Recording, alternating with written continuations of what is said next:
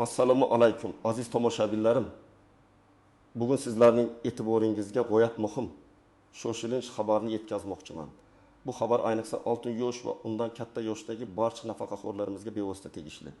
Atigi 4 kundan keyin atigi 4 kundan keyin davlatning yangi juda muhim elektron platformasi ishga tushadi va bu sizning hayotingizdagi ko'plab jarayonlarni tubdan o'zgartirishi mumkin. Agarda siz ushbu imkoniyatni qo'ldan boy bersangiz, kelajakda bir qator noqulayliklarga duch kelishingiz mumkin. Bu shunchaki bir yangilik emas, bu sizning huquqlaringiz, sizning manfaatlaringiz, sizning xotirjamligingiz uchun muhim qadam. Shuning uchun iltimos diqqat bilan tinglang. Chunki bugungi ma'lumot sizning kelgusi oylardagi, hatto yillardagi holatingizga bevosita ta'sir qilishi mumkin. Videoni oxirigacha ko'rishni unutmang. Chunki har bir detal juda muhim. Ayni damda kanalimizga obuna bo'lishni va ushbu videoga like bosishni unutmang. Bu video imkon qadar ko'proq odamlarga yetib borishi juda muhim. Asosiy muammo mohiyati avvallari ko'pchiligimiz pensiya masalalari, turli ijtimoiy imtiyozlar yoki subsidiya olish uchun qancha vaqt va asab sarflaganimizni yaxshi eslaymiz. Nafaqaxo'rlarimiz turli davlat idoralariga borib, uzoq navbatlarda turib, turli xil hujjatlarni to'plashga majbur bo'lishardi. Misol uchun, oddiy bir ma'lumotnoma olish uchun pensiya jamg'armasiga borish, so'ngra bankka borish, keyin yana boshqa idoraga qatnash kabi jarayonlar juda ko'p vaqtni talab qilardi. Ayrim holatlarda yoshi ulug' insonlarimizning sog'lig'i hamda jismoniy holati bunday uzoq navbatlarda turishga imkon bermas edi. Shahar markazida yashovchilar uchun bu biroz osonroq tuyulsa-da, qishloq joylarda yashovchi bobo va buvilarimiz uchun har safar tuman markaziga kelish nafaqat qiyin, balki qo'shimcha transport xarajatlari va yo'lga ketgan vaqt bilan ham bog'liq bo'lgan. Ko'pincha bitta hujjatni topish yoki yangilash uchun bir necha kun kerak bo'lardi. Hujjatlar yo'qolgan holatlar ham afsuski kam uchramas edi. Bu esa ko'plab tushunmovchiliklarga, kechikishlarga va hatto ba'zi imtiyozlarni o'z vaqtida ola olmaslikka sabab bo'lardi. Xotiramda bor, bir xolamning pensiyasini qayta hisoblash masalasi 4 oyga cho'zilgan edi. Sababi esa uning arxidan bir hujjatini topishda qiyinchiliklar yuzaga kelgan edi. Bu vaqt ichida u har hafta pensiya jamg'armasiga borib kelardi.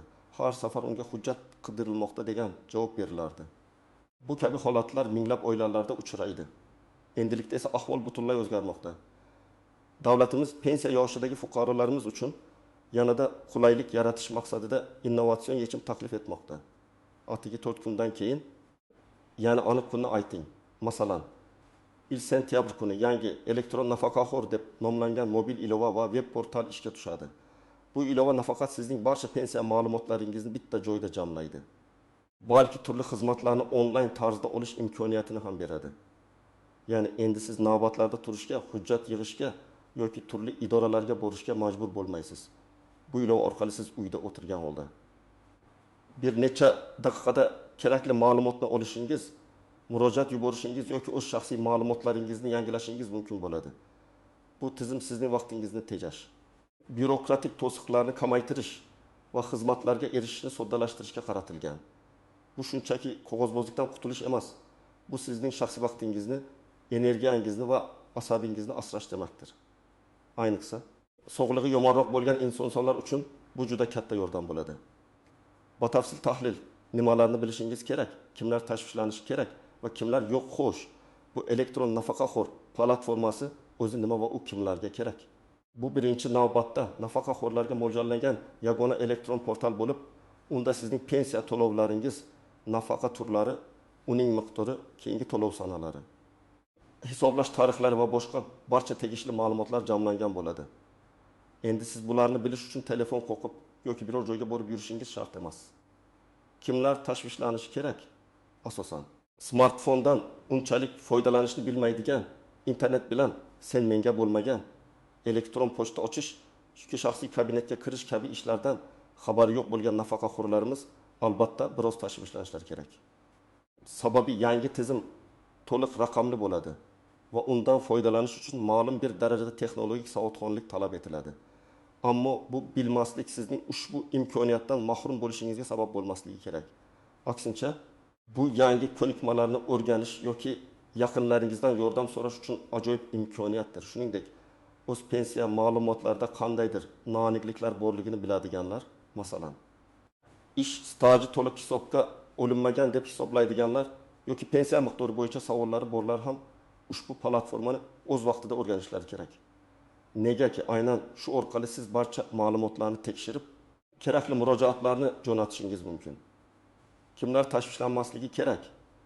Agar sizning farzandlaringiz, nabiralaringiz yoki boshqa yaqinlaringiz sizga yordam berishga tayyor bo'lsalar, yoki sizning o'zingiz smartfon va internetdan bemalol foydalana olsangiz, tashvishlanishga hech qanday asos yo'q. Bu platforma sizning hayotingizni sezilarli darajada osonlashtiradi. Shuningdek, ayni paytda hech qanday muammosi yo'q. Pensiyasi o'z vaqtida va to'liq kelayotgan nafaqaxo'rlar ham zudlik bilan tashvishlanmasliklari mumkin. Lekin baribir tizimga kirib, o'z ma'lumotlarini tekshirib qo'yishlari shart. Chunki uzoq kelajakda davlat xizmatlarining ko'pchiligini aynan shu orqali olish kerak bo'ladi. Keling, ba'zi real hayotiy misollarga to'xtalib o'tamiz. Birinchi misol tasavvur qiling.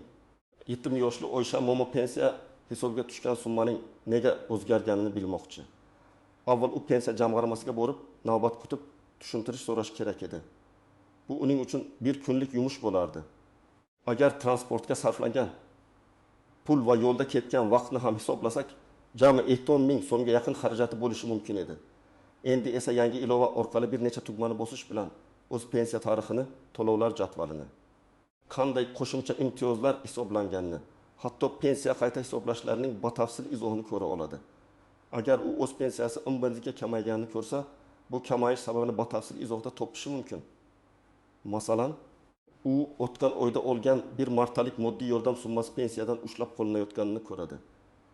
Bularning barchasi uning uyida, hatto nabirasining yordamida hech qanday xarajatsiz amalga oshiriladi. Ikkinchi misol, 65 yoshli Ahmad bobo qishloq xo'jaligi mahsulotlari yetishtirish bo'yicha imtiyozli subsidiya olishiga haqli edi. Ammo ilgari buni bilmagan yoki murojaat qilish jarayoni murakkab bo'lgani uchun qo'ldan boy bergan. Yangi ilova orqali u mavjud barcha imtiyozlar ro'yxatini ko'rib chiqishi, shuningdek o'zining huquqlarini tekshirishi va hatto shu ilova orqali subsidiya olish uchun elektron ariza yuborishi mumkin. Davlat xizmatlari markaziga bormasdan, hujjat yig'masdan. Bu yilgi dehqonchilik mavsumida Ahmad boboning paxta maydoni uchun davlat tomonidan ajratilgan 5 million so'mlik imtiyozli urug'lik subsidiyasiga onlayn ariza topshirish imkoniyati paydo bo'ladi. U 65 daqiqa ichida barcha kerakli ma'lumotlarni kiritib, arizani yuboradi. Bir hafta o'tib uning hisobiga mablag' kelib tushgani haqida xabarnoma oladi. Avvallar bu jarayon uchun 2-3 hafta ketar edi. Turli idoralar eshigini qoqishga to'g'ri kelardi va boboning shaxsan borishi uchun qishloqdan tuman markaziga kelib ketishga har bir safar 20 ming so'mdan transport xarajati ketishi mumkin edi. Bu shunchaki misol. Bunday imkoniyatlar soni juda ko'p. Uchinchi misol, 62 yoshli Dilorom opa yaqinda ikkinchi guruh nogironligi uchun nafaqa olish huquqiga ega bo'ldi. Avvalgi tizimda u nogironlik bo'yicha tibbiy mehnat ekspert komissiyasining xulosasini olib, pensiya jamg'armasiga olib borishi, ariza yozishi va yana ma'lum muddat kutishi kerak edi. Endi elektron nafaqaxo'r ilovasi orqali u bor yo'g'i tibbiy xulosaning skaner qilingan nusxasini yuklab tegishli arizani onlayn to'ldirishi kifoya. Tizim avtomatik ravishda Dilorom opaning ma'lumotlarini tekshiradi va 5-7 ish kuni ichida unga nafaqa tayinlash to'g'risida xabar beradi. Bu jarayon ilgari bir oydan ko'proq vaqt olishi mumkin edi. Shu bilan birga u bir nechta marotaba shifoxona va pensiya jamg'armasi o'rtasida qatnashiga to'g'ri kelardi. Bu esa Dilorom opaning sog'lig'i uchun juda og'ir bo'lishi mumkin edi. Qoidalar istisnolari. Tuzoqlar va noaniq nuanslar har qanday yangi tizimda bo'lgani kabi elektron nafaqaxo'r platformasida ham ba'zi istisnolar, tuzoqlar va noaniq nuanslar mavjud bo'lishi mumkin. Ularni bilish sizni ortiqcha bosh og'riqlardan xalos etadi. Birinchidan, texnik cheklovlar. Ayrim hollarda, ayniqsa chekka qishloq hududlarida internet sifati past bo'lishi yoki umuman mavjud bo'lmasligi mumkin. Bu esa onlayn xizmatlardan foydalanishda jiddiy to'siq bo'ladi. Bunday vaziyatda nima qilish kerak? Birinchidan, agar iloji bo'lsa, shaharga yoki internet qamrovi yaxshi bo'lgan joyga borib, yaqinlaringiz yordamida ro'yxatdan o'tishni va kerakli ishlarni bajarishni tavsiya qilaman. Ikkinchidan, davlat xizmatlari markazlari DXM va tijorat banklarining ba'zi filiallarida maxsus raqamli yordam burchaqlari tashkil etiladi. U yerda mutaxassislar sizga platformadan foydalanishda yordam berishadi. Bu masalani oldindan o'ylab qo'yish kerak. Ikkinchidan, shaxsiy ma'lumotlar xavfsizligi. Platformada shaxsiy ma'lumotlaringizni kiritishingiz va shaxsiy kabinet ochishingiz kerak bo'ladi. Bu yerda eng muhim qoida. Hech qachon shaxsiy ma'lumotlaringizni, ayniqsa login va parolingizni begona shaxslarga bermang. Hatto o'zini bank yoki pensiya jamg'armasi xodimi deb tanishtirganlarga ham. Haqiqiy davlat xizmatchilari sizdan telefon orqali parolingizni yoki bank kartangizning pin kodini so'rashmaydi. İnternetdə elektron nafaqaxo'r ilovasiga o'xshash soxta ilovalar yoki veb-saytlar paydo bo'lish ehtimoli mavjud. Har doim rasmiy manbalardan, ya'ni Google Play Store yoki Apple App Store'dan yuklab oling yoki rasmiy Google sayti orqali kiring. Bunday soxta ilovalar sizning pulingizni o'g'irlash yoki shaxsiy ma'lumotlaringizni yomon niyatlarda ishlatish uchun yaratiladi. Misol uchun, mening bir do'stimning otasiga go'yoki bankdan qo'ng'iroq qilishib, pensiyasi ustiga qo'shimcha bonus tushishi uchun kartaning orqa tomonidagi 3 ta raqamni ayting deyishgan. Yaxshiyamki, do'stimning otasi shubhalanib, darhol unga xabar bergan va pul o'g'irlanishining oldini olgan. 3-dan, texnologik savodxonlikdagi tafovutlar. Ba'zi nafaqaxo'rlar uchun hatto smartfonni yoqish, ilovani topish va uni ochish ham qiyin bo'lishi mumkin. Bu tabiiy hol, chunki ularning avlodi bu texnologiyalar bilan o'smagan. Shuning uchun oila a'zolarining, farzandlarning, nabiralarining yordami juda muhimdir. Agar oilada yordam beradigan odam bo'lmasa, maxsus tayyorlangan volontyorlar yoki mahalladagi faollar orqali yordam olish imkoniyatlari yaratiladi. Bu masalada mahalla qo'mitasiga yoki davlat xizmatlari markaziga murojaat qilishni tavsiya etaman. 4-dan, ma'lumotlarning aniqligi. Yangi tizimda sizning shaxsiy ma'lumotlaringiz, ism, familiya, pasport ma'lumotlari, pensiya turi, ish staji kabi barcha detallar to'g'ri kiritilganligini tekshirish juda muhim. Agar qandaydir xatolik topilsa, darhol ilova orqali murojaat yuborishingiz yoki DXM ga borishingiz kerak. Axir, birgina noto'g'ri raqam yoki harf pensiyangiz miqdoriga yoki uning to'lanishiga salbiy ta'sir ko'rsatishi mumkin.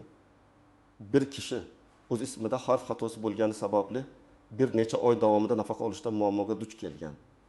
Sababi, bank tizimidagi ma'lumotlar bilan pensiya jamg'armasi ma'lumotlari bir-biriga mos kelmagan. Bunday holatlar hozircha juda kam uchraydi. Ammo ehtiyot chorasi sifatida barcha ma'lumotlarni shaxsan tekshirib chiqing. 5-dan, ba'zi xizmatlar uchun hali ham shaxsiy murojaat talab etilishi mumkin. Elektron nafaqaxo'r ko'plab jarayonlarni onlayn qilishiga qaramay, ba'zi murakkabroq masalalar, masalan, hujjatlarni jismoniy taqdim etish zarur bo'ladigan holatlar yoki sud orqali hal qilinadigan nizolar uchun hali ham an'anaviy usulda murojaat qilish kerak bo'ladi. Bu holatlarni ham unutmaslik lozim. Ammo umumiy hisobda bu platforma sizning do'qinmagandan ortiq muammolaringizni onlayn hal qilishga yordam beradi. Nimalar qilishingiz kerak? Endi esa eng muhim qismga o'tamiz. Siz aynan nimalar qilishingiz kerak? Bu qadamlar ro'yxati sizga ushbu yangi tizimga tez va oson kirishga yordam beradi. Birinchi qadam, smartfon yoki kompyuterni tayyorlash. Agar sizda smartfon yoki planshet bo'lmasa, uni sotib olishingiz shart emas. Yaqinlaringizning telefondan yoki kompyuteridan foydalanishingiz mumkin. Agar imkoniyatingiz bo'lsa va doimiy foydalanishni istasangiz, oddiy, ishlashi oson smartfon sotib olishingizni tavsiya qilaman. Masalan, Xiaomi yoki Samsung brendlarining arzonroq modellari ham yetarlidir. Eng muhimi, internetga ulanish imkoniyati bo'lishi kerak. Sizning uyingizda Wi-Fi internet bo'lmasa ham, mobil internetdan foydalanish mumkin. Har qanday aloqa operatorining SIM kartasini solib, internet paketini faollashtirish kifoya. 2-qadam, elektron nafaqaxo'r ilovasini yuklab olish yoki web portalga kirish. 4 kun o'tgach, ilova rasman ishga tushishi bilan quyidagi amallarni bajaring. 1. Agar smartfon yoki planshetdan foydalanayotgan bo'lsangiz, Android operatsion tizimiga ega smartfonlar uchun Play Market yashil rangli uchburchak belgisiga ega ilovasiga kiring. iOS, iPhone operatsion tizimiga ega smartfonlar uchun App Store ko'k rangli A harfi belgisiga ega ilovasiga kiring. Qidiruv joyiga odatda yuqorida joylashgan kattalashtiruvchi o'yna belgisi elektron nafaqaxo'r deb yozing. Olingan natijalar orasida rasmiy elektron nafaqaxo'r ilovasini toping. Iltimos, belgisini va ishlab chiqishining nomini diqqat bilan tekshiring. U ko'pincha O'zbekiston Respublikasi pensiya jamg'armasi yoki shunga o'xshash nom bilan belgilangan bo'ladi. Ilovani yuklab olish yoki get tugmasi va o'rnatish yoki install tugmasi tugmalarini bosing. 2. Agar kompyuterdan foydalanayotgan bo'lsangiz, internet brauzeringizni masalan Google Chrome, Mozilla Firefox Opera oching. Manzil qatoriga davlat pensiya uz. Bu taxminiy manzil. Rasmiy sayt manzilini keyinroq e'lon qilishadi deb yozing va enter tugmasini bosing. Ehtiyot bo'ling. Manzilni to'g'ri targaningizga ishonch hosil qiling. 3-qadam. Ro'yxatdan o'tish va shaxsiy kabinet ochish. Ilovani yoki web portalni ochganingizdan so'ng sizdan ro'yxatdan o'tish talab etiladi. Bu jarayon quyidagicha kechadi.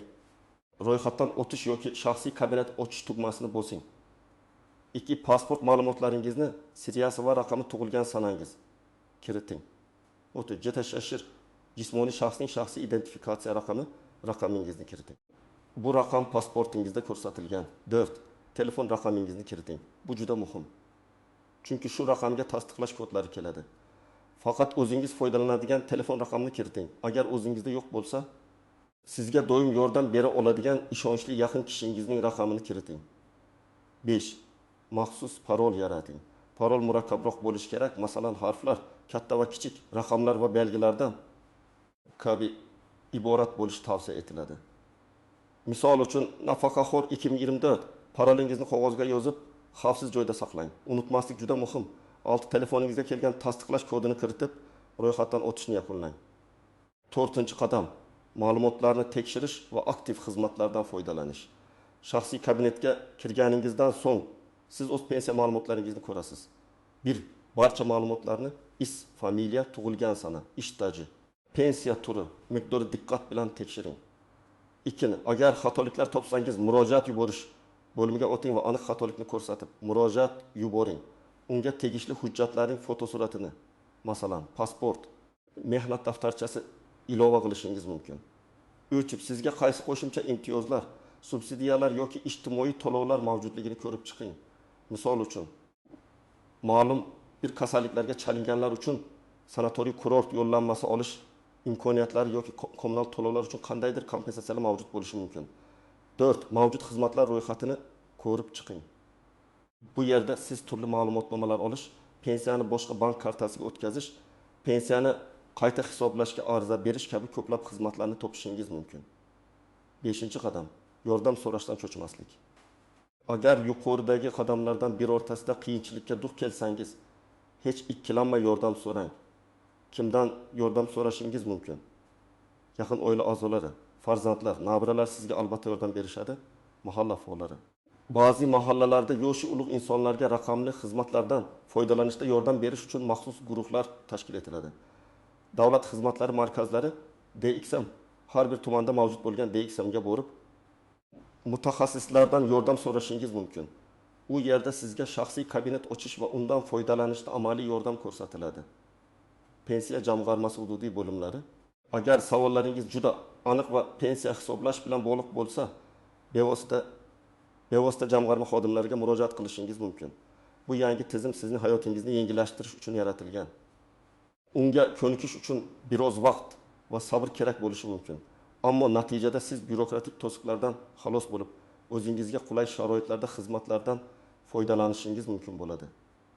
Xulosa va yakuniy chaqiriq aziz tomoshabinlar, bugun men sizlarga elektron nafaqaxo'r davlat ilovasi haqida batafsil ma'lumot berishga harakat qildim. Bu platforma 4 kundan keyin ishga tushadi va 6 yoshdan oshgan barcha nafaqaxo'rlarimiz uchun juda katta qulayliklar yaratadi. Siz endi uzoq navbatlarda turmaysiz, qog'oz yig'maysiz, idora yurmaysiz. Hammasini uyda bir necha daqiqada hal qilishingiz mumkin. Ammo bu imkoniyatdan to'liq foydalanish uchun albatta birinchi qadamni qo'yishingiz kerak. Bu ilovani yuklab olish va unda ro'yxatdan o'tishdir. Agar texnologiyalardan unchalik xabardor bo'lmasangiz, yaqinlaringizdan yordam so'rang, hech qachon uyalmang. Axir bu sizning huquqlaringiz va sizning manfaatingiz uchun xizmat qiladigan tizimdir. Unutmang. Shaxsiy ma'lumotlaringizni himoya qiling. Faqat rasmiy manbalardan foydalaning va har qanday shubhali takliflarga ishonmang. Ushbu videodagi ma'lumotlar sizga foydali bo'ldi degan umiddaman. Sizningcha ushbu yangi tizim qanday o'zgarishlar olib keladi? Siz onlayn xizmatlardan foydalanishga tayyormisiz? Yoki qanday qiyinchiliklarga duch kelishingiz mumkin deb o'ylaysiz? Izohlarda o'z fikrlaringizni yozib qoldiring. Bu boshqa tomoshabinlar uchun ham foydali bo'lishi mumkin. Videoga like bosishni va kanalimizga obuna bo'lishni unutmang. Zero biz kelajakda ham shu kabi muhim va foydali ma'lumotlarni taqdim etishda davom etamiz. O'zingizni ehtiyot qiling va farovon hayot ko'ra kechiring. Ko'rishguncha.